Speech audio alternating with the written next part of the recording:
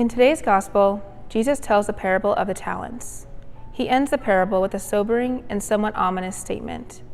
For to everyone who has, more will be given, and he will grow rich. But from the one who has not, even what he has will be taken away. Jesus is not referring to money, though the statement does appeal to modern criticisms of the economic system in America, where the rich get richer and the poor get poorer in an unjust way. Rather, what I hear from this parable is Jesus referring to intangibles like faith, wisdom, and holiness, and in the reverse, foolishness and sinfulness. A reflection on my own faith experiences proves this to be obviously true. The more faithful I am, the more faithful I tend to continue to be. The wiser I become, the more that wisdom grows and spreads throughout other domains of my life.